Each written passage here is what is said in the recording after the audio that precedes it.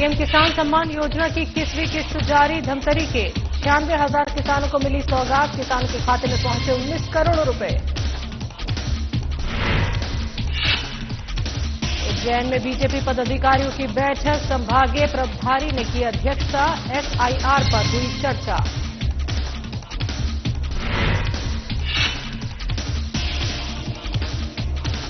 मंदसौर में 69 राज्य स्तरीय बास्केटबॉल प्रतियोगिता का आयोजन। विधायक हरदीप सिंह ने किया शुभारंभ। प्रतियोगिता में 10 टीमों ने लिया हिस्सा। गुरु अधिवक्ता संघ का कार्य बहिष्कार 8वें दिन भी जारी। अव्यवस्थाओं से अधिवक्ता संघ में नाराजगी। समाधान न होने तक बहिष्कार रहेगा जारी। और कोंडागांव में दर्दनाक सड़क हादसा। मसोरा टोल प्लाजा के पास ट्रक से टकराई एसयूवी। 5 की मौत, 2 गंभीर।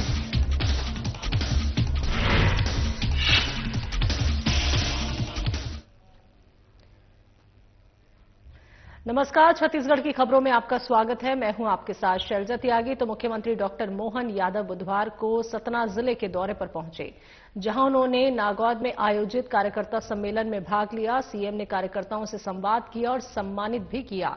वहीं उन्होंने कार्यकर्ताओं को 24 कैरेट का सोना भी बताया। सीएम डॉक्टर मोहन यादव सतना के नागौद में आयोजित कार्यकर्ता सम्मेलन में शामिल हुए। इस कार्यकर्ता सम्मेलन की सबसे खास वजह कार्यकर्ताओं का सम्मान रहा।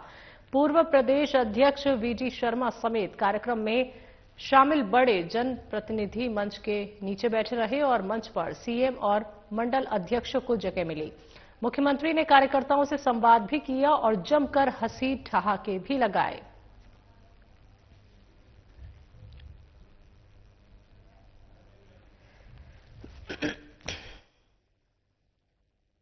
तो आपको बता दें कि मुख्यमंत्री डॉक्टर मोहन यादव बुधवार को सतना जिले के दौरे पर पहुंचे और उन्होंने नागौद में आयोजित कार्यकर्ता सम्मेलन में भाग लिया। और साथ ही आपको बता दें कि उन्होंने कार्यकर्ताओं को 24 कैरेट का सोना बताया।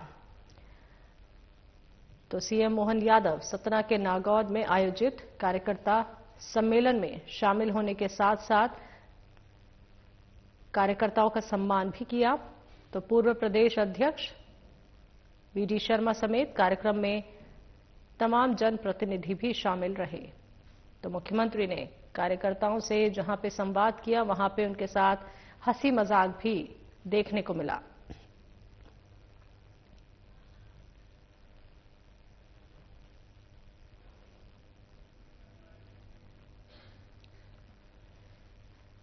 प्रधानमंत्री किसान सम्मान योजना अंतर्गत प्रदेश के किसानों को 21वां किस्त जारी कर दिया गया है, जिसको लेकर धमतरी के एकलव्य खेल मैदान में प्रदेश स्तरीय कार्यक्रम का आयोजन किया गया था। कार्यक्रम में केंद्रीय कृषि मंत्री शिवराज सिंह चौहान पहुंचे थे और साथ में केंद्रीय राज्य मंत्री तोखन साहू, मुख्यमंत्री विष्णुदेव साय, विधानसभा अध्यक्ष डॉक्टर रमन सिंह समेत सांसद, छत्तीसगढ़ कैबिनेट के कई मंत्री और जनप्रतिनिधि शामिल हुए। तो कार्यक्रम में जिले के किसान बड़ी संख्या में देखे गए। बता दें कि प्रधानमंत्री नरेंद्र मोदी ने कोयम्बटूर से पीएम सम्मान निधि योजना की 21वीं किस्त की राशि रिमोट दबाकर हस्तांतरण किया गया, जिससे किसानों में काफी उत्साह देखने को मिला। गौरतलब है कि योजना के तहत छत्तीसगढ़ के 24,17,640 किसानों के खाते में 484 करोड़ से अधिक की राशि उनके खाते में आई है। तो वहीं धमतरी जिले की बात करें तो 96,000 से अधिक किसानों के बैंक खाते में 19 करोड़ 21 लाख रुपए आए हैं। तो कार्यक्रम में केंद्रीय कृषि मंत्री शिवराज सिंह चौहान ने छत्तीसगढ़ राज्य में प्रधानमंत्री ग्राम सड़क योजना के अंतर्गत 100 से अधिक आबादी वाले 780 बसाहटों को जोड़ने प्रधानमंत्री ग्रामीण सड़क योजना 4 के तहत 2,242 करोड़ से अधिक की लागत से लगभग तमाम सड़कों का शिलान्यास भी किया, उनके निर्माण कार्य का। और इसके साथ ही इस मौके पर वाटरशेड कार्यक्रम के अंतर्गत प्रदेश स्तरीय वाटरशेड महोत्सव का शुभारंभ एवं पूर्ण कार्यों का लोकार्पण और भूमि पूजन भी किया गया। इसके अलावा विभिन्न योजनाओं से लाभान्वित हितग्राहियों का सम्मान और चेक वितरण शिवराज सिंह चौहान के द्वारा किया गया।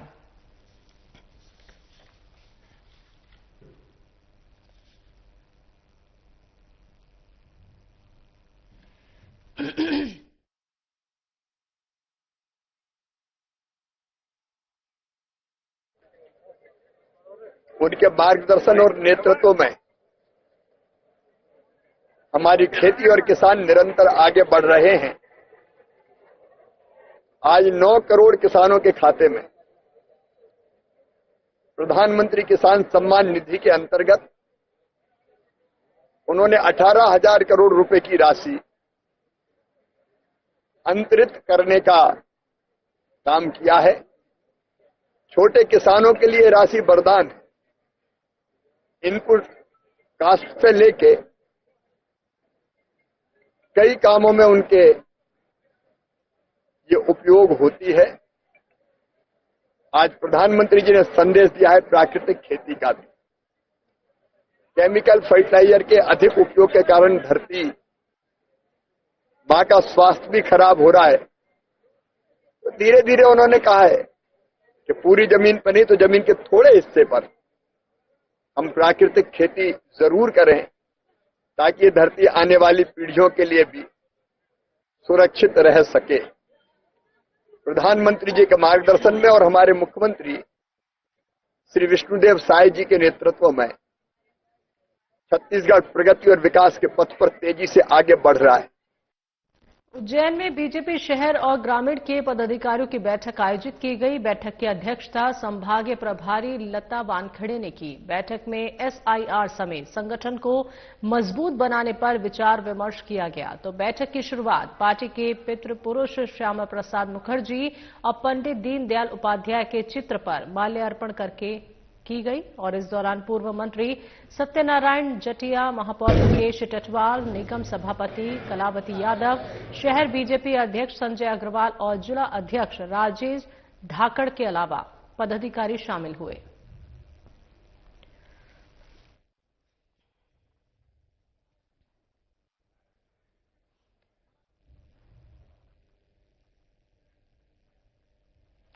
तो आपको बता दें कि उज्जैन में बीजेपी शहर और ग्रामीण के पदाधिकारियों की बैठक आयोजित की गई, जहां पे तमाम कार्यकर्ता शामिल हुए।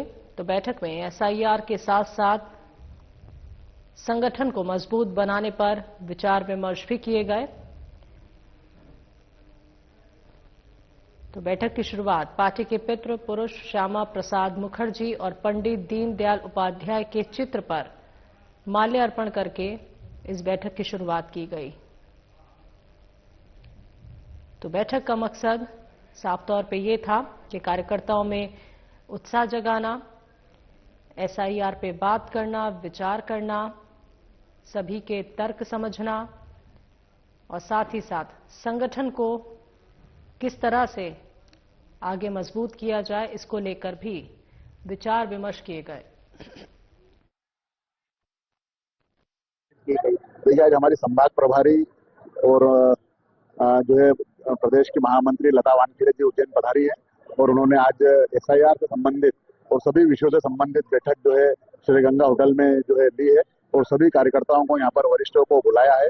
निश्चित रूप से देश के प्रधानमंत्री नरेंद्र मोदी जी और मध्य प्रदेश के मुख्यमंत्री डॉक्टर मोहन यादव जी विकसित भारत और विकसित मध्य प्रदेश को करने में लगे हुए हैं और जो भारत निर्वाचन आयोग ने एसआईआर जो लागू करा है वो हम सब के लिए बहुत महत्वपूर्ण विषय है और इसी को चिंता पालते हुए आज ये उज्जैन और ग्रामीण की बैठक यहाँ पर संपन्न हुई है और लता वानखेड़े जी ने अपना मार्गदर्शन दिया है। सभी लोगों ने एसआईआर से संबंधित जो काम नगर, मंडल और शक्ति केंद्र और बूथ जो काम हम लोगों ने किए वो हमने उनको जानकारी दी है और उन्होंने हमें मार्गदर्शन दिया है कि इस काम को और किस प्रकार से गति प्रदान करना और एसआईआर क्यों महत्वपूर्ण है।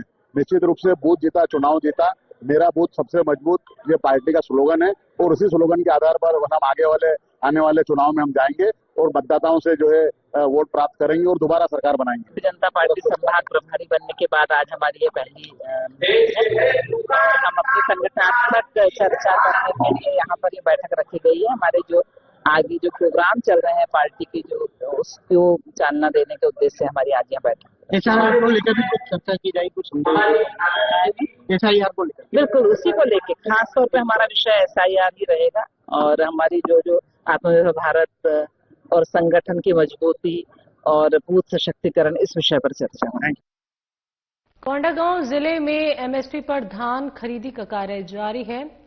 तो अब तक जिले के आपको बता दें 67 समितियों के उपार्जन केंद्रों में से 26 केंद्रों पर 12,369 क्विंटल धान की खरीदी की जा चुकी है। जिले के किसान अपना धान बेचने के लिए मोबाइल ऐप के जरिए ऑनलाइन टोकन कटा सकते हैं। साथ ही समितियों के माध्यम से टोकन जारी किया जा रहा है। तो सीएम विष्णुदेव साय के मंशानुरूप जिले के सभी धान उपार्जन केंद्रों पर समर्थन मूल्य पर धान खरीदी के लिए सभी आवश्यक व्यवस्थाएं सुनिश्चित की गई हैं और सभी केंद्रों में पारदर्शी तरीके से धान खरीदी संपन्न कराने के लिए ऑनलाइन टोकन, इलेक्ट्रॉनिक तोल यंत्र, आदात्रा मापी यंत्रों सहित अन्य आवश्यक सुविधाएं उपलब्ध कराई जा रही हैं। खाद्य अधिकारी नवीन श्रीवास्तव ने बताया कि जिले में बुधवार की स्थिति में सबसे ज्यादा धान खरीदी गई और बहीगांव समिति में 1755 क्विंटल, मूला समिति में 1640 क्विंटल, गमहरी समिति में 1638 क्विंटल और बफना समिति में 1092 क्विंटल धान की खरीदी की जा चुकी है। उन्होंने बताया कि जिले के पंजीकृत किसान जिनका 2 एकड़ रकबा है उन्हें 1 टोकन, 2 से 10 एकड़ के लिए 2 टोकन और 10 एकड़ से अधिक के लिए 3 टोकन की व्यवस्था की जाएगी।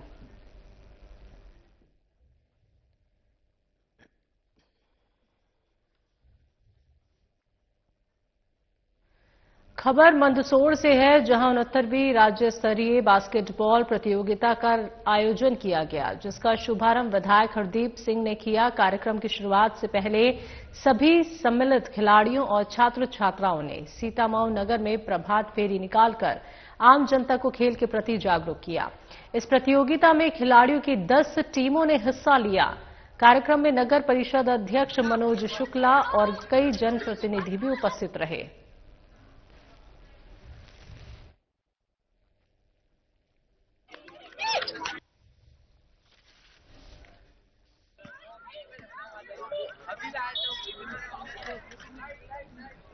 तो राज्य स्तरीय बास्केटबॉल प्रतियोगिता का यह आयोजन किया गया है, जिसका शुभारंभ विधायक हरदीप सिंह ने किया। और साथ ही साथ आपको बता दें कि कार्यक्रम की शुरुआत से पहले जितने भी खिलाड़ी वहां सम्मिलित थे, छात्र छात्राओं ने सीतामऊ नगर में प्रभात फेरी निकाली और आम जनता को खेल के प्रति जागरूक किया। तो इस प्रतियोगिता में खिलाड़ियों की 10 टीमों ने हिस्सा लिया है और कार्यक्रम में नगर परिषद अध्यक्ष मनोज शुक्ला और कई जनप्रतिनिधि भी उपस्थित रहे। रामलला दर्शन योजना के अंतर्गत कोंडागांव जिले से 51 श्रद्धालुओं का एक दल अयोध्या धाम के लिए रवाना हुआ। श्रद्धालुओं के इस दल को कोंडागांव नगर के अंबेडकर चौक से नगर पालिका अध्यक्ष नरपति पटेल ने हरी झंडी दिखाकर रवाना किया। इस मौके पर पटेल ने श्रद्धालुओं को शुभकामनाएं देते हुए कहा कि ये योजना प्रदेशवासियों को आध्यात्मिक सशक्तिकरण और राम भक्ति से जोड़ने का एक ऐतिहासिक प्रयास है, जो मुख्यमंत्री विष्णुदेव साय की दूरदृष्टि और जन कल्याणकारी सोच का परिणाम है। श्रद्धालुओं का ये जत्था बस द्वारा राजनांदगांव तक की यात्रा करेगा और इसके बाद ट्रेन से अयोध्या धाम के लिए प्रस्थान करेगा। जत्थे में शामिल श्रद्धालु प्रभु राम के दर्शन को लेकर अत्यंत उत्साहित और भाव विभोर नजर आए। इस अवसर पर नगर पालिका उपाध्यक्ष जसकेतु उसेडी, जनपद पंचायत उपाध्यक्ष टोमेंद्र ठाकुर, मनोज जैन, दीपेश अरोड़ा, कुलवंत चहल, पार्षद हर्ष ढिल्लन सहित उप संचालक पंचायत बलराम मोरे, स्थानीय जनप्रतिनिधिगण उपस्थित रहे।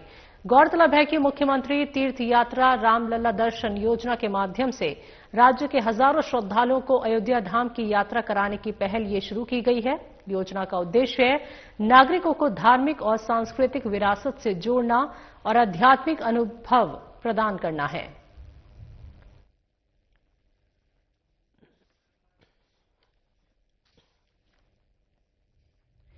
खबर धमतरी के कुरुद से है, जहां राजस्व न्यायालय में अधिवक्ता संघ का कार्य बहिष्कार 8वें दिन भी जारी रहा। दरअसल अपनी 5 मांगों को लेकर अधिवक्ता कार्य बहिष्कार पर अड़े हैं। अधिवक्ताओं का ये बहिष्कार कुरुद, मेघा, मगरलोड तहसीलों और लिंक कोट मगरलोड पर लागू है। तो कुरुद अधिवक्ता संघ ने तहसील कुरुद, बखारा और मगरलोड क्षेत्र में राजस्व न्यायालयों में अव्यवस्था और अनियमितताओं के खिलाफ अहम कदम उठाया है।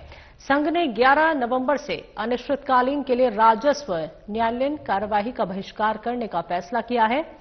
वहीं अधिवक्ता संघ के अध्यक्ष रमेश पांडे का कहना है कि इन सभी समस्याओं के समाधान के लिए कई बार आवेदन दिए जा चुके हैं, लेकिन प्रशासन द्वारा कोई एक्शन अभी तक नहीं लिया गया। उन्होंने ये भी कहा कि समाधान न होने तक बहिष्कार जारी रहेगा। बंद करो, भारत माता की।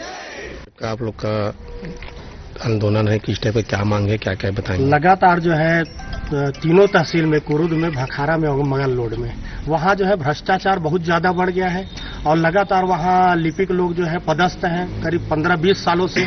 उनके द्वारा जो है दलालों से संपर्क कर जो है राजस्व न्यायालय की कार्यवाही को करवाया जा रहा है, भ्रष्टाचार को प्रोत्साहन दिया जा रहा है। और उसके साथ साथ देखिए अभी 11 बज के आसपास 40 मिनट हो गए, एसडीएम खुद अपने कार्यालय में उपस्थित नहीं है, तहसीलदार खुद कार्यालय में उपस्थित नहीं है। यहाँ की कार्यवाही और भ्रष्टाचार इतना ज्यादा हो गया है कि अधिवक्ताओं के साथ साथ जो है सारे पक्षकार यहाँ क्षेत्र के लोग परेशान हैं। काम होता नहीं है, बाबू लोग अपने हिसाब से काम करते हैं, लोगों को इतना घुमाते हैं, छोटा छोटा काम के लिए परेशानी हो रहा है, जिसके कारण हम अधिवक्ता संघ के लोग जो है इस अन्याय के विरुद्ध, इस जुल्म के विरुद्ध, इस अत्याचार के विरुद्ध जो है आंदोलन कर रहे हैं। आज हमारा 8वां दिन का आंदोलन है, परंतु अभी भी देखिए आंदोलन बहिष्कार होने के बाद भी इनके तरफ से कोई प्रयास नहीं हो रहा है।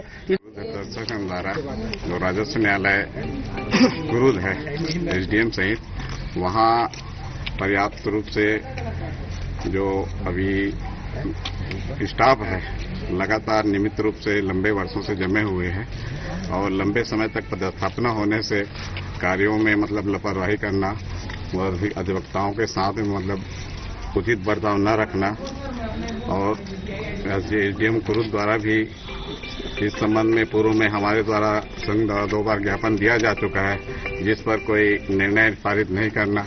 हमारे अधिवक्ता संघ द्वारा के सदस्य की माता की शोक सभा की कार्य में विरत रहने की सूचना के पश्चात भी उसके द्वारा अनदेखा कर अपने कार्यालयीन संपादन करना। इस तरह हमारे संघ द्वारा 8-9 बिंदु पर प्रस्ताव पारित किए गए हैं कि समय में नकद प्राप्त नहीं करना, एसडीएम द्वारा प्रकरण को लेने पर तत्काल उसे पंजीबद्ध नहीं करना, धारा 52 के महत्व को समझना, बाद में निराकरण करेंगे समझना। इस तरह यहाँ पक्षकारों से, चाहे अधिवक्ताओं से अवैध रूप से वसूली जो प्रकरण का निराकरण के संबंध में मांग करते हैं, उससे हम सब पीड़ित हैं, जिसके संबंध में 11/11/2025 से लगातार राजस्व न्यायालय कुरुद का बहिष्कार किए हैं और जब तक हमारी मांगे पूरी नहीं होती है तब तक इसको अनिश्चितकालीन हम लोग जारी रखेंगे। खबर कोंडागांव से है, जहां अखिल भारतीय पूर्व सैनिक सेवा परिषद ने स्वतंत्रता संग्राम की अमर वीरांगना रानी लक्ष्मीबाई की जयंती मनाई। रानी लक्ष्मीबाई को श्रद्धांजलि देकर कार्यक्रम की शुरुआत की गई। कार्यक्रम को संबोधित करते हुए संस्थान के जिला अध्यक्ष सूरज यादव ने निःशुल्क सैन्य प्रशिक्षण लेने वाले युवक और युवतियों को बताया कि भारत के इतिहास में अगर किसी एक स्त्री ने साहस, स्वाभिमान और स्वतंत्रता की लौ को अमर किया है तो झांसी की वीरांगना रानी लक्ष्मीबाई थी।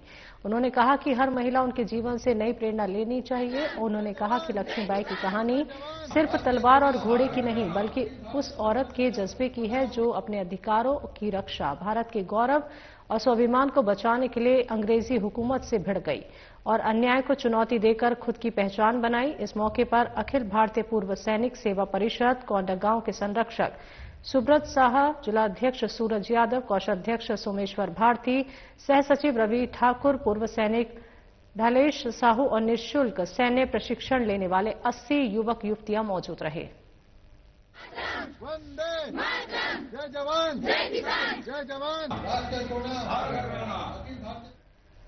छत्तीसगढ़ के कोंडागांव में दर्दनाक सड़क हादसा हुआ है। बीती रात तेज रफ्तार एसयूवी ट्रक से टकरा गई। बताया जा रहा है कि हादसे के वक्त एसयूवी के करीबन 12 लोग सवार थे, जिनमें 5 लोगों की मौत हो गई, जबकि 2 गंभीर रूप से घायल हैं। उनकी हालत नाजुक है। वहीं कई सवारियां घायल हैं। हादसे के बाद पुलिस मौके पर पहुंची और मृतकों और घायलों को अस्पताल पहुंचाया गया। 2 गंभीर घायलों को जगदलपुर रेफर किया गया है।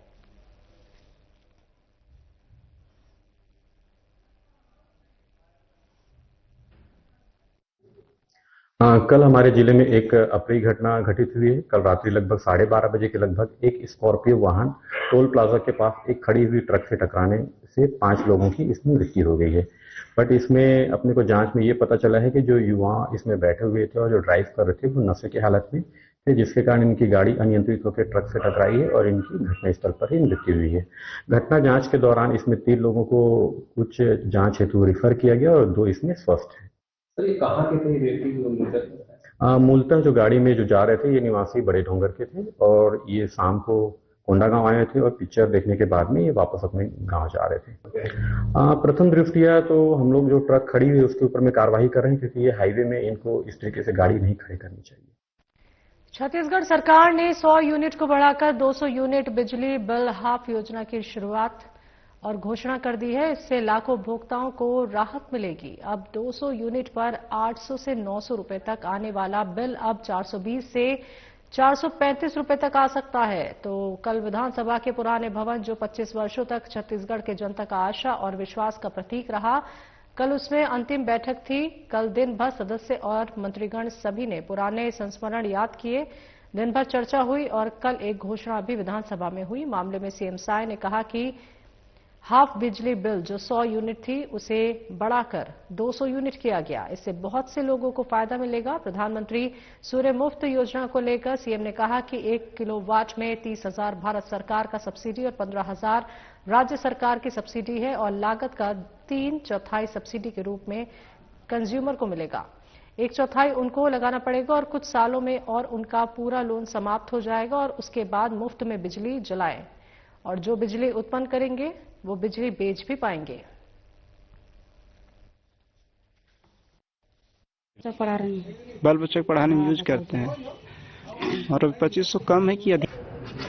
नक्सलवाद का समापन होने वाला है।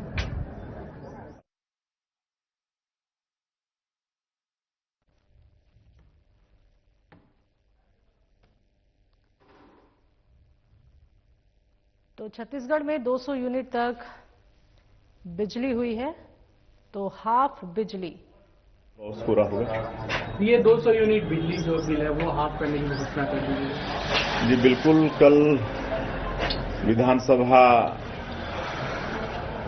के पुराने भवन, जो 25 वर्षों तक छत्तीसगढ़ की जनता का आशा और विश्वास का प्रतीक था,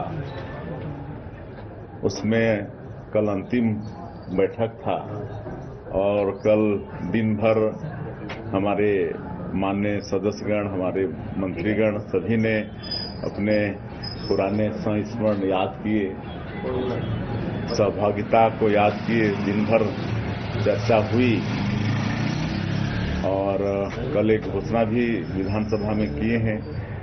जो हाफ बिजली बिल 100 यूनिट तक था उसको बढ़ा के 200 यूनिट किए हैं। इससे बहुत लोगों को फायदा होगा और थोड़े जो बचेंगे उनके लिए जो प्रधानमंत्री सूर्य घर मुफ्त बिजली योजना है, जिसमें 1 किलोवाट में 30,000 भारत सरकार का सब्सिडी है और 15,000 प्रदेश सरकार का सब्सिडी है और लागत का 3/4 सब्सिडी के रूप में कंज्यूमर को मिलेगा। 1/4 उनको लगाना पड़ेगा और कुछ वर्षों में उनका पूरा लोन समाप्त हो जाएगा तो मुफ्त में बिजली वो जलाएंगे और जो ज्यादा किलोवाट में बिजली पैदा करेंगे वो बिजली बेच भी पाएंगे। ऊर्जादाता भी वो बनेंगे, उसको सरकार खरीदेगी और उसके एवज में उनको पैसा भी मिलेगा। 31 मार्च तक है। खबरों में अभी के लिए इतना ही। मुझे दीजिए इजाजत। नमस्कार।